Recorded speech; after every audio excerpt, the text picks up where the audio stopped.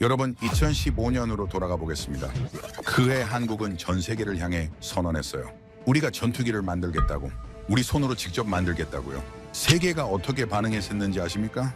들어볼 가치도 없다는 듯 비웃었습니다. 미국이 코웃음을 쳤어요. 유럽이 조롱했죠. 중국이 비아냥거렸습니다. 일본은 대놓고 깔봤어요. 한국이 전투기를 70년 전까지 초가집에서 살던 나라가 전쟁 끝나고 밥도 못 먹던 나라가 불가능하다고 했습니다.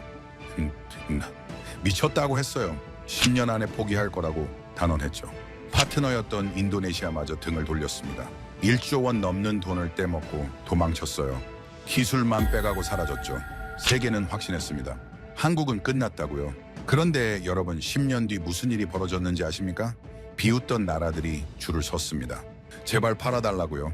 그 전투기를요. 초가집 나라가 만든 그 전투기를요. 대체 어떻게 된 일일까요? 그날의 이야기 지금부터 시작합니다.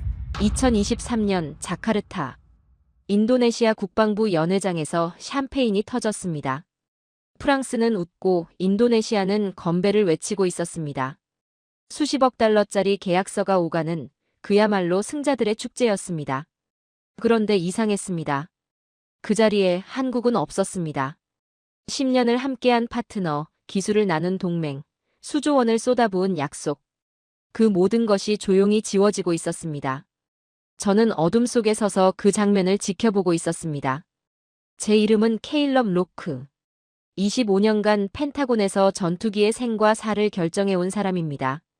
F-22, F-35, 그리고 세상이 잊은 YF-23까지. 제 서명 하나에 수조 원짜리 프로젝트가 살기도 하고 죽기도 했습니다. 그래서 사람들은 저를 이렇게 불렀죠. 무기의 심판관. 그런 제가 그날 밤 내린 판결은 명확했습니다. KF-21은 끝났다. 한국의 꿈은 여기서 멈춘다. 저는 단 한치의 의심도 없이 그렇게 확신했습니다. 그런데 여러분, 제가 틀렸습니다. 완전히 틀렸습니다. 그날 밤 인도네시아가 축하한 건 프랑스 라팔 전투기 도입 계약이었습니다. 수십억 달러, 우리 돈으로 수조 원짜리 계약입니다. 그런데 여러분, 불과 며칠 전까지 인도네시아는 한국에게 뭐라고 했는지 아십니까? 돈이 없습니다. 국가 예산이 부족합니다. KF-21 분담금을 낼 수 없습니다. 1조 원이 넘는 분담금을 단 한 푼도 내지 않았습니다. 그러면서 같은 입으로, 같은 손으로 수십억 달러짜리 계약서에 도장을 찍은 겁니다. 여러분, 이게 말이 됩니까? 분담금만 떼먹은 게 아니었습니다. 지난 몇 년간 인도네시아는 자국 엔지니어들을 한국에 보냈습니다. KF-21 개발에 참여한다는 명목이었습니다. 그들은 한국 기술자들 곁에서 설계를 배웠습니다. 데이터를 복사했습니다. 그리고 필요한 것을 모두 손에 넣은 순간 미련 없이 등을 돌렸습니다. 기술은 가져갔습니다. 돈은 주지 않았습니다. 사과 한마디 없었습니다. 저는 30년 가까이 국제방산 시장을 지켜봤습니다. 온갖 배신을 목격했습니다. 하지만 이토록 완벽하게 설계된 배신은 처음이었습니다. 한 점의 빈틈도, 한 조각의 양심도 없었습니다. 창밖으로 자카르타의 밤이 펼쳐져 있었습니다. 저 멀리 공항 활주로 불빛이 깜빡이고 있었습니다. 그 활주로 위에 한국이 만든 전투기는 없었습니다. 앞으로도 없을 거라고 저는 생각했습니다. 인도네시아 관료들은 확신에 차 있었습니다. 자기들이 빠지면 한국은 무너진다고. KF-21은 고아가 된다고. 저 역시 같은 생각이었습니다. 그런데 여러분, 이상했습니다. 문득 3년 전 기억이 떠올랐습니다. 사천. 한국 남쪽의 작은 도시입니다. KF-21 생산 공장이 있는 곳이었습니다. 그때 만난 한 젊은 엔지니어의 얼굴이 떠올랐습니다. 기름때 묻은 작업복, 며칠은 못 잔 얼굴. 하지만 눈빛만큼은 맑고 단단했습니다. 그가 저를 바라보며 말했습니다. 우리는 약속을 믿습니다. 그것이 우리가 여기 서 있는 이유입니다. 저는 그때 속으로 비웃었습니다. 약속? 이 바닥에서 약속은 휴지보다 가볍다. 당신들은 아직 그걸 모르는 거다. 엘리베이터 문이 닫혔습니다. 연회장의 웃음소리가 멀어져 갔습니다. 조용해진 공간에서 이상하게도 그 엔지니어의 눈빛이 자꾸 떠올랐습니다. 왜 하필 지금일까? 승자들의 축배가 울리는 이 밤에 왜 패배한 자의 눈빛이 떠나지 않는 걸까? 호텔로 돌아와 짐을 쌌습니다. 내일 워싱턴으로 돌아갈 예정이었습니다. 보고서 결론은 정해져 있었습니다. KF-21 프로젝트 사실상 종료. 침대에 누웠습니다. 잠이 오지 않았습니다. 그 엔지니어의 눈빛이 자꾸 아른거렸습니다. 저는 눈을 감았습니다. 한국은 끝났다. KF-21은 역사 속으로 사라질 것이다. 그때까지 저는 한국을 강대국의 그림자를 쫓는 작은 나라로만 봤습니다. 스스로 길을 개척할 저력 따위는 없는 나라. 여러분, 제가 얼마나 크게 틀렸는지 아십니까? 그것을 깨닫기까지는 그리 오래 걸리지 않았습니다. 며칠 뒤였습니다. 워싱턴으로 돌아온 저는 보고서를 쓰고 있었죠. KF-21 프로젝트 사실상 종료. 한국 독자 전투기 개발 실패로 귀결. 결론은 이미 정해져 있었습니다. 펜이 거침없이 움직였죠. 의심의 여지가 없었습니다. 그때 전화기가 울렸습니다. 필리핀 국방부 관계자였어요. 오래전부터 알고 지내던 사람이었죠. 그가 다급하게 물었습니다. 로크 씨, 뉴스 보셨습니까? 저는 무슨 소린지 몰랐습니다. 그가 다시 말하더군요. 우리 상원이 법을 바꿨습니다. 저는 커피잔을 내려놓을 수밖에 없었습니다. 법을 바꿨다고요? 여러분, 국가가 법을 바꾸는 이유가 뭐라고 생각하십니까? 전쟁일까요? 혁명일까요? 국민의 요구일까요? 그런데 말입니다. 전투기 몇 대 때문에 법을 바꾼 나라가 있었습니다. 그것도 아직 완성되지도 않은 전투기 때문에요. 필리핀 상원이 특별법을 통과시킨 겁니다. 전투기 도입을 위해 국가 예산 제한을 해제하고 조달 절차를 간소화하는 법안이었죠. 여러분, 이게 무슨 뜻인지 아십니까? 국가 시스템 자체를 뜯어고친 겁니다. 전투기 하나 사겠다고요. 그런데 더 이상한 게 있었습니다. 그들이 선택한 전투기가 뭐였는지 아십니까? KF-21이었습니다. 저는 귀를 의심했어요. 아직 완성도 안 된 전투기입니다. 양산도 안 됐죠. 실전 배치는커녕 시험 비행 중인 기체였습니다. 그런 전투기를 사겠다고 법까지 바꾼 거예요. 여러분, 필리핀에게 다른 선택지가 없었을까요? 아닙니다. 넘쳐났어요. 미국의 F-16은 검증된 기체입니다. 수십 년간 전 세계에서 굴러온 베스트셀러죠. 유럽의 그리펜, 타이푼 역시 검증된 기체들이었습니다. 중고 시장에는 상태 좋은 매물이 널려 있었어요. 그런데 필리핀은 그 모든 선택지를 제치고 아직 미완성인 KF-21을 골랐습니다.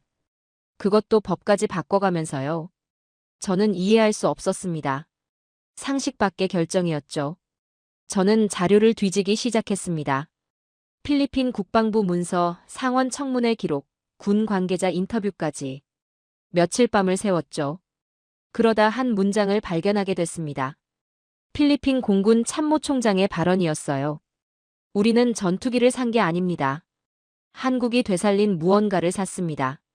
저는 그 문장 앞에서 멈출 수밖에 없었습니다. 되살린 무언가라니. 대체 무슨 뜻일까요? 며칠 뒤 익명의 메시지가 도착했습니다. 필리핀 국방부 관계자로 추정됐어요. 짧은 문장이었습니다. YF-23을 기억하십니까? 저는 숨이 멎는 것 같았습니다. 여러분, YF-23이 뭔지 아십니까? 30년 전 미국에서 세기의 대결이 벌어졌습니다. 차세대 스텔스 전투기 자리를 놓고 두 괴물이 맞붙었죠. YF-22와 YF-23이었습니다. YF-22는 나중에 F-22 랩터가 됐습니다. 지금도 세계 최강의 전투기로 불리는 그 기체죠. 그런데 YF-23은요? 사라졌습니다. 역사 속으로 묻혀버린 거예요. 저는 그 결정에 관여한 사람이었습니다. 30년 전 젊은 분석관이었던 저는 YF-23의 평가 보고서를 작성했어요. 그 보고서가 폐기 결정에 영향을 미쳤죠. 기술적으로 YF-23은 완벽에 가까웠습니다. 스텔스 성능, 속도, 공력 설계. 모든 면에서 YF-21을 앞섰어요. 하지만 정치가 이겼습니다. 로비가 이긴 거죠. YF-23은 그렇게 죽었습니다. 저는 KF-21 기술 자료를 다시 꺼냈습니다. 처음엔 그냥 흘려봤던 데이터였어요. 한국의 4.5세대 전투기. 나쁘지 않은 스펙. 그 정도로만 생각했었죠. 그런데 다시 보니 이상했습니다. 레이더 반사 면적이 예상보다 낮았어요. 흡입구 설계도 독특했습니다. 꼬리 날개 각도는 어디서 본 것 같았죠. 저는 30년 전 자료를 꺼냈습니다. YF-23의 설계 도면이었어요. 겹쳐봤습니다. 손이 떨리더군요. 흐름선이 닮아 있었습니다. 공력 설계 철학이 겹쳤어요. 미국이 30년 전에 버린 그 길을 한국이 걷고 있었던 겁니다. 저는 의자에 등을 기댔습니다. 천장을 바라봤죠. 필리핀은 뭔가를 본 겁니다. 저는 아직 못 봤어요. 그들이 본 것을 제 눈으로 확인해야 했습니다. 저는 결심했습니다. 직접 가서 보겠다고요. 사천으로. KF-21이 태어나는 그곳으로. 자카르타에서 저는 한국의 장례식을 보러 갔었죠. 하지만 이번엔 달랐습니다. 죽은 줄 알았던 그것이 움직이고 있었습니다. 사천행 비행기 안에서 저는 계속 같은 생각을 했습니다. 내가 미쳤나? 은퇴한 늙은이가 뭘 하러 한국까지 가는 건가? 하지만 돌아갈 수 없었어요. YF-23이라는 이름이 머릿속을 떠나지 않았거든요. 30년 전 제 손으로 묻어버린 그 이름이. 사천공항에 내렸을 때 한국의 하늘은 맑았습니다. 공기가 차갑더군요. 자카르타의 습하고 끈적한 공기와는 완전히 달랐습니다. 공항에서 차로 30분쯤 달렸을까요? KAI 한국항공우주산업본사가 눈에 들어왔습니다. 거대한 공장 건물이 늘어서 있었죠. 저는 차에서 내려 한참을 바라봤습니다. 이곳에서 KF-21이 태어나고 있었습니다. 안내를 받아 공장 안으로 들어갔습니다. 첫인상이 이상했어요. 너무 조용했습니다. 필리핀이 법까지 바꿔가며 선택한 전투기입니다. 전 세계 방산 시장이 주목하고 있는 프로젝트죠. 당연히 들떠있을 줄 알았습니다. 축제 분위기일 줄 알았어요. 그런데 아니었습니다. 엔지니어들은 묵묵히 일하고 있었습니다. 웃음소리도 환호도 축배도 없었어요. 마치 뉴스를 모르는 사람들 같았습니다. 저는 생산 라인 책임자를 만났습니다. 박선임이라고 불리는 사람이었어요. 50대 중반쯤 되어 보였죠. 기름때 묻은 낡은 작업복을 입고 있었고 손은 굳은 살로 거칠었습니다. 화려한 직함 같은 건 없었어요. 그냥 묵묵히 일하는 사람이었습니다. 저는 그에게 물었습니다. 필리핀 소식 들으셨죠? 대단한 일 아닙니까? 그가 고개를 끄덕이더군요. 그리고 담담하게 말했습니다. 우리가 할 일은 납기 맞춰 기체를 완성하는 겁니다. 그것뿐이에요. 저는 그 말에 할 말을 잃었습니다. 자카르타의 인도네시아 관료들이 떠올랐어요. 그들은 어땠습니까? 계약서 하나에 샴페인을 터뜨리고 서로 등을 두드리며 환호했죠. 그런데 이 사람들은 달랐습니다. 세계가 떠들썩한데 정작 당사자들은 아무 일 없다는 듯이 일하고 있었어요. 흥분도 자만도 들뜬 기색도 없었습니다. 오직 집중만 있었죠. 저는 시제기를 보고 싶다고 요청했습니다. 박선임이 저를 경납고로 안내하더군요. 거대한 문이 열렸습니다. 그리고 그것이 눈에 들어왔어요. KF-21. 아직 도색도 안 된 시제기였습니다. 회색 금속 표면이 조명 아래서 둔하게 빛나고 있었죠. 저는 발걸음을 멈출 수밖에 없었습니다. 여러분, 30년간 전투기를 봐온 제 눈이 흔들렸습니다. 외형은 익숙했어요. F-22와 비슷한 듯 했죠. 그런데 뭔가 달랐습니다. 비율이 달랐어요. 실루엣이 달랐습니다. 특히 꼬리날개 각도에서 기시감이 폭발했죠. 저는 30년 전 그 기체를 떠올렸습니다. YF-23. 세상이 잊어버린 전설. 미국이 버린 꿈. 그 그림자가 눈앞에 서 있었습니다. 저는 박선임에게 물었습니다. 이 설계, 어디서 영감을 얻으신 겁니까? 그가 저를 바라보더군요. 잠시 침묵이 흘렀습니다. 그리고 그가 입을 열었어요. 영감이 아닙니다. 물리학입니다. 공기는 거짓말을 하지 않아요. 최적의 답을 찾아가면 결국 비슷한 결론에 도달하게 됩니다. 우리는 법칙을 어긴 게 아니에요. 이용했을 뿐이죠. 저는 등에서 식은땀이 흘렀습니다. 이 사람들은 알고 있었던 겁니다. YF-23이 왜 뛰어났는지, 미국이 왜 그 길을 버렸는지, 그리고 그 길이 왜 정답인지. 한국은 미국이 버린 숙제를 주어서 끝까지 풀어낸 거예요. 저는 시제기 주변을 천천히 걸었습니다. 손으로 금속 표면을 만져봤죠. 차가웠습니다. 하지만 이상하게 온기가 느껴지는 것 같았어요. 30년 전 제가 죽였다고 생각했던 꿈이 여기서 숨쉬고 있었습니다. 미국이 포기한 기술을 한국이 되살리고 있었던 거죠. 저는 박선임에게 다시 물었습니다. 왜 이렇게 조용합니까? 세계가 주목하고 있는데 왜 축하도 없습니까? 그가 슬쩍 웃더군요. 아직 멀었습니다. 날아봐야 알죠. 말로는 아무것도 증명되지 않아요. 우리는 결과로 말합니다. 저는 그 순간 깨달았습니다. 이 사람들은 홍보용 전투기를 만드는 게 아니었어요. 싸우기 위한 무기를 만들고 있었습니다. 자랑하려는 게 아니었죠. 증명하려는 거였습니다. 이 사람들의 눈에는 이미 다음 전쟁이 보이고 있었습니다. 저는 경납고를 나서며 생각했습니다. 자카르타에서 본 것은 죽음이었어요. 하지만 사천에서 본 것은 달랐습니다. 부활이었습니다.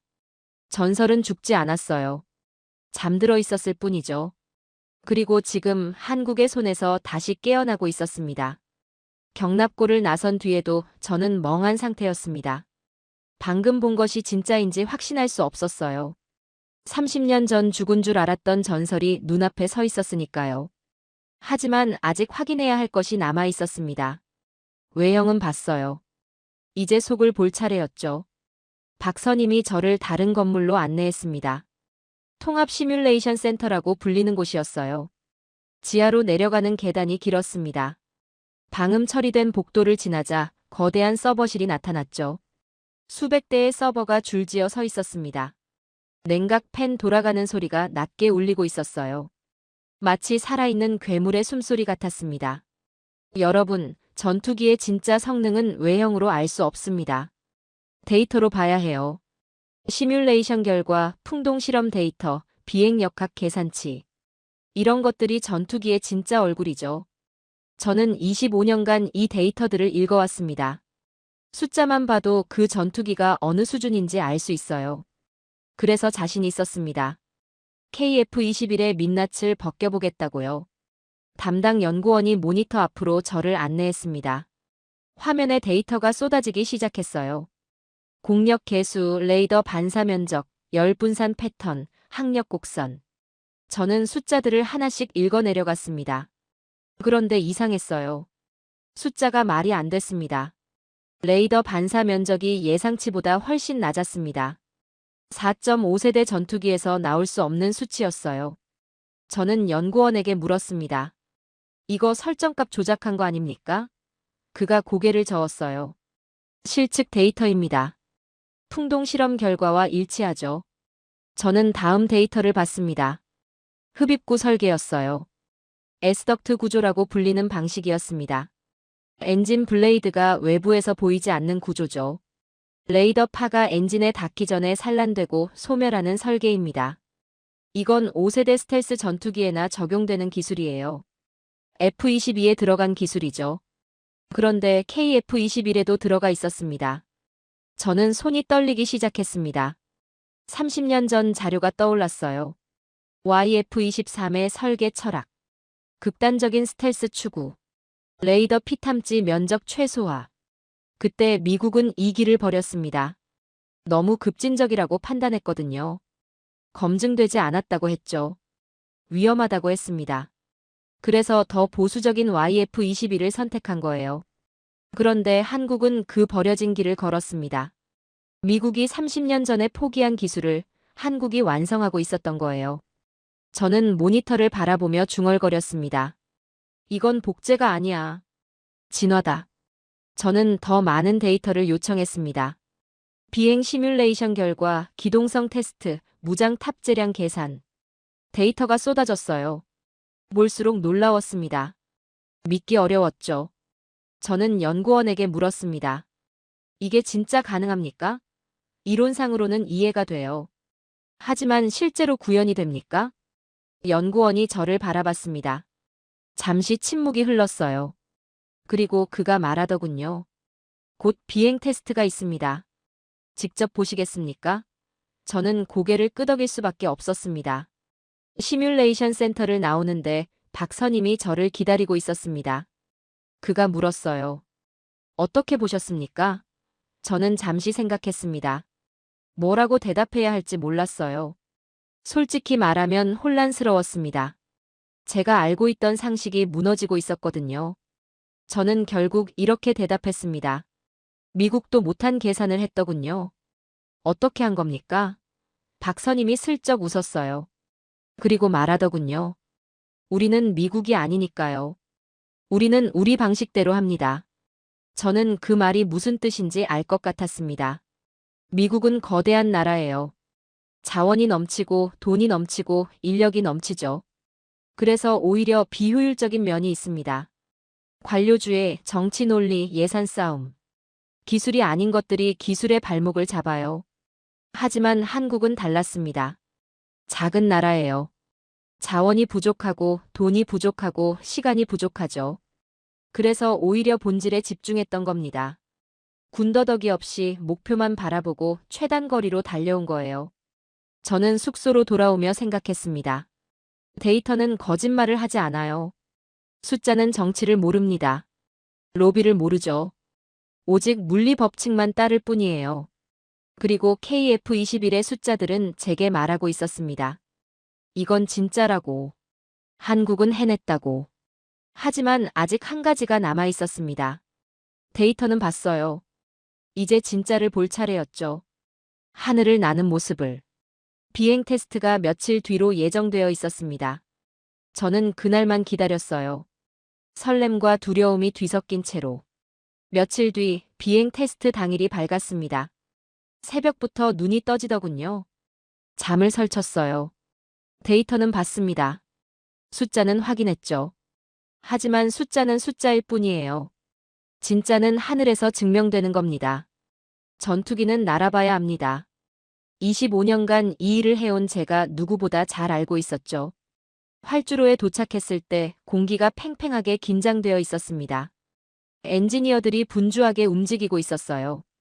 하지만 여전히 조용했습니다. 소리 지르는 사람도 뛰어다니는 사람도 없었죠. 마치 수술실 같았어요. 긴장은 최고조인데 모두가 침착하게 자기 할 일만 하고 있었습니다.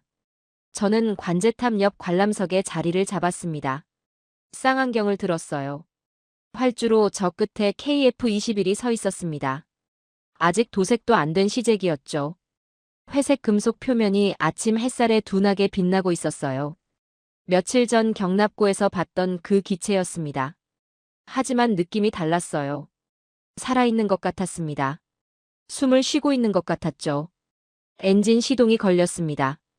굉음이 활주로를 뒤흔들었어요. 하지만 이상하게 부드러웠습니다. 미국 전투기들 특유의 거친 포효와는 달랐어요. 정제된 소리랄까요? 힘이 있지만 절제된 느낌이었습니다.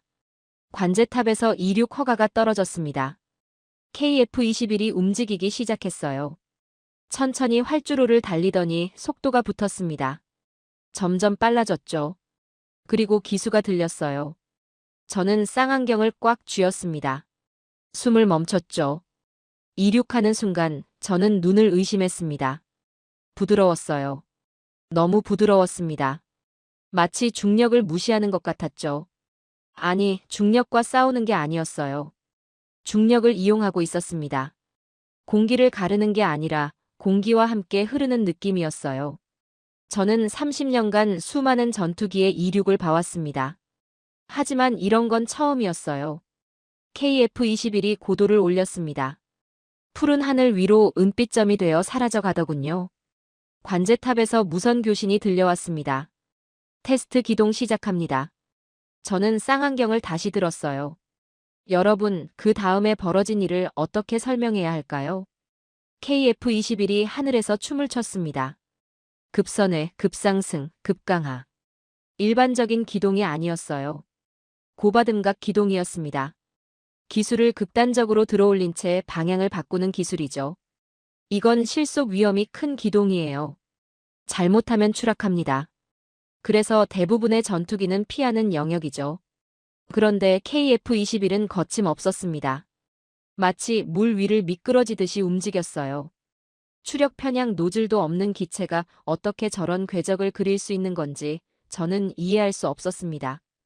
물리 법칙을 어기는 것 같았어요. 저는 쌍안경을 내리지 못했습니다. 손이 떨리더군요. 30년 전 기억이 떠올랐어요. YF-23의 비행 테스트 영상. 제 서재에 아직 남아있는 그 영상이요. 그때 봤던 움직임과 지금 눈앞의 움직임이 겹쳤습니다. 똑같았어요. 아니, 더 세련됐습니다. 30년 전 YF-23이 보여주려 했던 것을 KF-21이 완성하고 있었어요. 저는 옆에 서 있던 박선임을 바라봤습니다. 그는 표정 없이 하늘을 올려다보고 있었어요. 담담했습니다. 마치 당연한 결과를 보는 것처럼요. 저는 물었습니다. 저 기동, 어떻게 가능한 겁니까? 그가 대답하더군요. 공력 설계입니다. 기체 형상 자체가 최적화되어 있어요. 하드웨어로 해결한 거죠. 소프트웨어로 땜질한 게 아닙니다. 저는 그 말의 의미를 알았습니다. 미국은 소프트웨어에 의존해요. 비행 제어 시스템으로 기체의 불안정성을 보정하죠. 하지만 한국은 기체 자체를 완벽하게 설계한 겁니다. 근본적인 해결책을 찾은 거예요. 더 어려운 길이었죠. 하지만 더 옳은 길이었습니다. KF-21이 착륙했습니다. 활주로에 바퀴가 닿는 순간 저도 모르게 숨을 내쉬었어요. 긴장이 풀리더군요. 엔지니어들 사이에서 박수가 터졌습니다. 하지만 조용한 박수였어요. 환호는 없었습니다. 그들은 이미 알고 있었던 거죠. 이 기체가 날 수 있다는 걸요. 저는 자리에서 일어나며 생각했습니다. 필리핀은 옳았어요. 그들은 뭔가를 본 겁니다. 인도네시아는 역사를 걷어찼죠. 저 역시 틀렸습니다. 한국은 끝나지 않았어요. 오히려 시작이었습니다. 죽은 줄 알았던 전설이 지금 제 눈앞에서 날아올랐습니다. 비행 테스트가 끝난 그날 밤, 저는 숙소에서 잠을 이루지 못했습니다. 눈을 감으면 KF-21의 비행 궤적이 떠올랐어요. 30년 전 YF-23의 그림자와 겹쳐졌죠. 죽은 줄 알았던 전설이 부활했습니다. 제가 틀렸어요. 완전히 틀렸습니다. 그런데 기쁘기보다는 불안했어요. 이상한 예감이 들었거든요. 다음 날 아침 그 예감이 현실이 됐습니다. 뉴스가 터졌어요. 인도네시아 국방부가 성명을 발표한 겁니다. 내용이 충격적이었죠. 한국이 KF-21 개발 과정에서 인도네시아의 기술을 무단으로 유출했다는 주장이었습니다. 국제소송을 제기하겠다고 했어요. 저는 뉴스를 보며 코웃음이 나왔습니다. 기술 유출이라고요? 분담금 한 푼 안 내고 도망친 쪽이 기술 유출을 운운하다니. 뻔뻔함에도 한계가 있는 줄 알았는데 아니었어요. 하지만 이건 시작에 불과했습니다. 같은 날 중국 외교부가 움직였어요. KF-21의 동남아 수출에 우려를 표명한다는 성명이었죠. 경제 제재를 시사하는 내용도 있었습니다. 노골적인 압박이었어요. 한국을 겁주려는 거였죠. 저는 상황을 파악하기 시작했습니다. 점점 그림이 보이더군요. 이건 우연이 아니었어요. 동시다발적으로 터진 겁니다. 인도네시아의 소송, 중국의 압박. 누군가 조율하고 있었죠. KF-21을 죽이려는 세력이 움직이고 있었습니다. 며칠 뒤 더 나쁜 소식이 들려왔어요. 필리핀 내부에서 문제가 생긴 겁니다. KF-21 결함설이 담긴 문서가 유포되기 시작했죠. 출처불명의 괴문서였어요. 내용은 황당했습니다. KF-21의 엔진에 결함이 있다. 스텔스 성능이 과장됐다. 실전 배치 불가능하다. 전부 거짓이었어요. 제가 직접 데이터를 봤으니까요. 하지만 여론은 흔들렸습니다. 필리핀 상원에서 법안 서명이 보류됐어요. 저는 분노했습니다. 이건 익숙한 패턴이었거든요. 30년 전에도 똑같은 일이 벌어졌어요. YF-23이 그렇게 죽었습니다. 기술로 진 게 아니었어요. 정치에 당한 거였죠. 로비에 밀린 겁니다. 거짓 정보와 여론 조작에 무너졌어요. 그리고 지금 똑같은 일이 KF-21에게 벌어지고 있었습니다. 어느 날 밤 제 메일함에 익명의 메시지가 도착했습니다. 발신자 불명이었어요. 내용은 짧았습니다. 로크 씨, 조용히 계시는 게 좋겠습니다. 입을 다물면 안전합니다. 나서면 모든 걸 잃게 됩니다. 협박이었죠. 저는 화면을 바라보며 웃었습니다. 쓴 웃음이었어요. 이 정도로 겁먹을 거였으면 애초에 사천까지 오지 않았습니다. 저는 창밖을 바라봤습니다. 사천의 밤하늘이 어두웠어요. 별이 보이지 않더군요. 30년 전 기억이 떠올랐습니다. 그때 저는 뭘 했습니까? 아무것도 안 했어요. YF-23이 정치 논리에 묻히는 걸 지켜만 봤습니다. 제 보고서가 폐기 결정에 이용됐죠. 저는 침묵했어요. 순응했습니다. 살아남기 위해서였죠. 그게 현명한 선택이라고 생각했어요. 하지만 30년이 지난 지금 저는 알게 됐습니다. 그건 현명한 게 아니었어요. 비겁한 거였죠. 저는 도망쳤던 겁니다. 진실 앞에서 눈을 감았어요. 옳은 것을 알면서도 외면했습니다. 그 죄책감이 30년간 저를 따라다녔어요. 저는 결심했습니다. 이번엔 도망치지 않겠다고요. 30년 전에 못한 일을 지금 하겠다고 마음먹었습니다. 누군가는 진실을 말해야 해요. 누군가는 증인이 되어야 하죠. 제가 그 역할을 하겠다고 결심한 겁니다. 저는 노트북을 열었습니다. 필리핀 국방위원회에 연락을 넣었어요. 상원 청문회에서 증언하겠다고 제안했죠. KF-21에 대해 제가 아는 모든 것을 말하겠다고 했습니다. 답장은 빨랐어요. 그들은 저를 환영한다고 했습니다. 전화를 끊고 나서 저는 한참 동안 창밖을 바라봤습니다. 이제 돌아갈 수 없었어요. 선을 넘은 겁니다. 협박이 더 거세질 거예요. 압박이 더 심해지겠죠. 하지만 두렵지 않았습니다. 오히려 후련했어요. 30년 만에 처음으로 제대로 된 선택을 한 것 같았거든요. 저는 중얼거렸습니다. 이번엔 내가 증인이 되겠다. 30년 전에 죽인 전설을 위해, 지금 살아난 전설을 위해 진실을 말하겠다고요. 마닐라행 비행기에 올랐을 때 저는 이상하게 평온했습니다. 폭풍 전의 고요랄까요? 손에는 30년치 자료가 담긴 서류 가방이 들려 있었어요. YF-23의 평가 보고서, KF-21의 기술 분석 자료, 그리고 제가 직접 목격한 비행 테스트 기록까지. 오늘 이 모든 것을 공개할 겁니다. 필리핀 상원 청문회장. 생각보다 작은 공간이었어요. 하지만 긴장감은 거대했습니다. 방청석은 가득 찼고 카메라가 줄지어 서 있었죠. 생중계되고 있었습니다. 전 세계가 지켜보고 있었어요. 저는 증인석에 앉았습니다. 마이크를 당겼죠.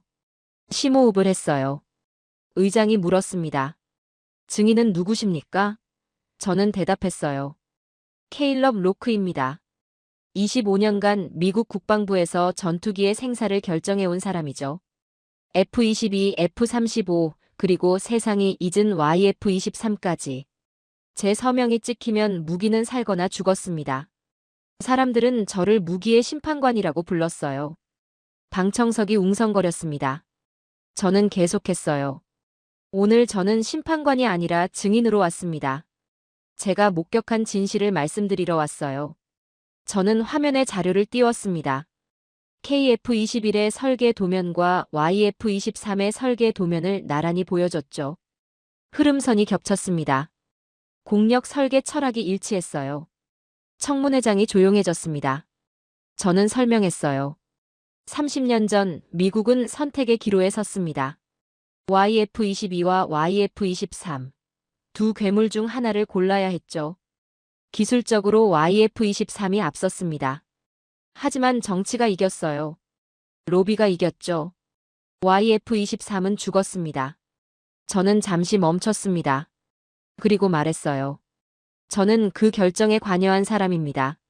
제 보고서가 폐기 결정에 이용됐죠. 저는 침묵했습니다. 30년간 그 죄책감을 안고 살았어요. 방청석이 술렁이었습니다. 저는 다음 자료를 띄웠어요. KF-21의 비행 테스트 영상이었습니다. 며칠 전 사천에서 직접 촬영한 거죠. 영상이 재생됐습니다. KF-21이 하늘에서 춤을 추는 장면이었어요. 고바등각 기동, 급선회, 급상승. 청문회장에서 탄성이 터져나왔습니다. 저는 말했어요. 이건 제가 직접 목격한 겁니다. 데이터가 아니에요. 실제입니다. 30년 전 YF-23이 보여주려 했던 것을 KF-21이 완성했어요. 한국은 미국이 버린 길을 끝까지 걸어간 겁니다. 저는 화면을 전환했습니다. 인도네시아의 협박 메시지를 공개했어요. 익명으로 온 메일, 소송 협박, 거짓 정보 유포 정황. 모든 것을 보여줬죠. 청문회장이 술렁였습니다. 저는 질문을 던졌어요. 여러분, 이 전투기가 정말 고철이라면 왜 이토록 필사적으로 막으려 하겠습니까? 두려운 거예요. KF-21이 진짜라는 걸 그들도 알고 있으니까요. 의장이 물었습니다. 증인은 KF-21을 어떻게 평가하십니까? 저는 똑바로 대답했어요. 게임 체인저입니다. 동남아시아의 하늘을 바꿀 겁니다. 아니, 이미 바꾸고 있어요. 저는 마지막으로 말했습니다. 저는 미국의 편도, 한국의 편도 아닙니다. 저는 진실의 편이에요. 오늘 제가 본 것, 제가 아는 것, 모든 것을 말씀드렸습니다. 이제 선택은 여러분의 몫이죠. 청문회가 끝났습니다. 잠시 정적이 흘렀어요. 그리고 박수가 터졌습니다. 처음엔 한두 명이었어요. 점점 퍼졌죠. 방청석 전체가 박수를 치고 있었습니다. 저는 자리에서 일어났어요. 다리가 떨리더군요.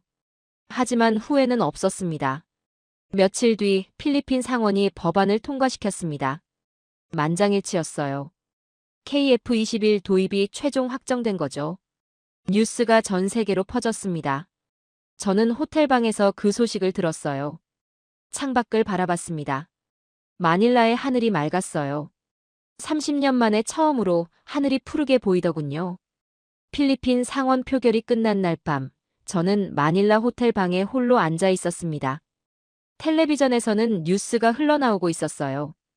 KF-21 도입 확정, 만장일치 통과. 앵커의 목소리가 들렸지만 귀에 들어오지 않더군요. 저는 창밖만 바라보고 있었습니다. 마닐라의 밤하늘에 별이 떠 있었어요.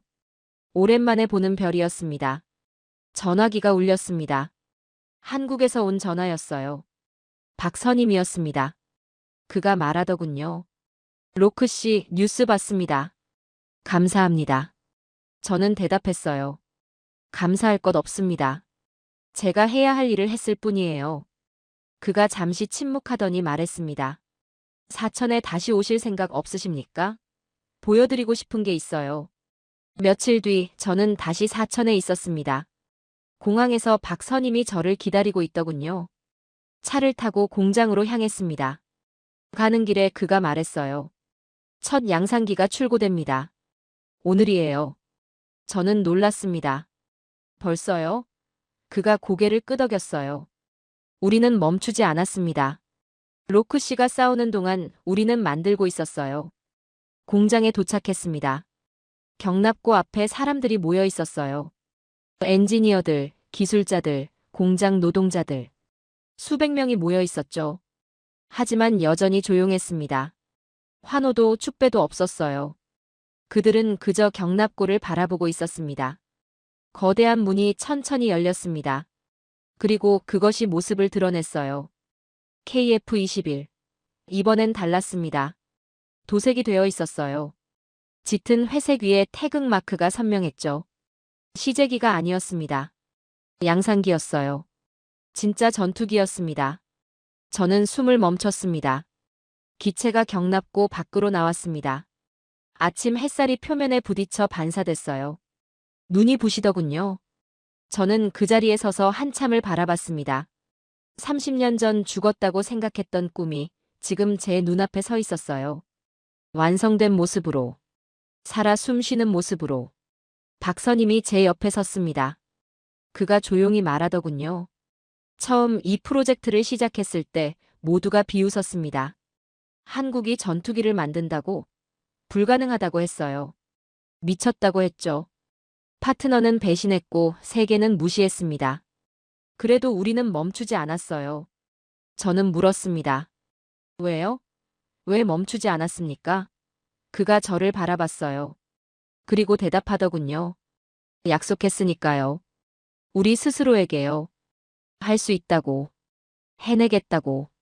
그 약속을 지키고 싶었습니다. 저는 그 말에 할 말을 잃었습니다. 3년 전 사천에서 만났던 젊은 엔지니어가 떠올랐어요. 그때 그가 했던 말이 기억났습니다. 우리는 약속을 믿습니다. 그때 저는 비웃었죠. 순진하다고 생각했어요. 하지만 틀린 건 저였습니다. 그들은 순진한 게 아니었어요. 진심이었던 겁니다. 경납고 앞에서 작은 행사가 열렸습니다. 연설도 축사도 없었어요. 그냥 조용히 기체를 바라보는 시간이었죠. 엔지니어들의 얼굴이 보였습니다. 지친 얼굴들이었어요. 수년간 밤을 새운 흔적이 역력했죠. 하지만 눈빛은 맑았습니다. 흔들림이 없었어요. 저는 그 눈빛들을 하나하나 바라봤습니다. 이 사람들이 해낸 거구나. 이 사람들이 전설을 되살린 거구나. 행사가 끝나고 저는 활주로 끝에 혼자 서 있었습니다. KF-21이 저 멀리 보였어요. 햇살 아래 빛나고 있었죠. 저는 생각했습니다. 인도네시아는 뭘 샀습니까? 과거를 샀어요. 검증된 것, 안전한 것, 이미 증명된 것을 골랐죠. 필리핀은 뭘 샀습니까? 미래를 샀습니다. 아직 완성되지 않은 것, 위험해 보이는 것, 하지만 가능성이 있는 것을 선택했어요. 그리고 한국은요? 한국은 아무것도 사지 않았습니다. 직접 만들었어요. 세상이 비웃을 때, 파트너가 배신할 때 혼자서 끝까지 걸어갔죠. 포기하지 않았습니다. 저는 하늘을 올려다봤습니다. 사천의 하늘은 맑았어요. 구름 한 점 없었죠. 며칠 전 이 하늘을 KF-21이 날았습니다. 30년 전 죽은 줄 알았던 전설이 다시 날아올랐어요. 저는 중얼거렸습니다. 전설은 죽지 않는다. 그걸 끝까지 믿는 사람들이 있는 한. 돌아가는 비행기 안에서 저는 창밖을 바라봤습니다. 구름 위로 햇살이 쏟아지고 있었어요. 30년간 짊어졌던 짐이 내려간 것 같았습니다. 가벼웠어요. 처음으로 가벼웠습니다. 저는 눈을 감았습니다. 그리고 생각했어요. 이제 됐다. 제 역할은 끝났습니다. 나머지는 그들의 몫이죠. 한국의 몫이에요. 저는 증인이었습니다. 그것으로 충분했어요.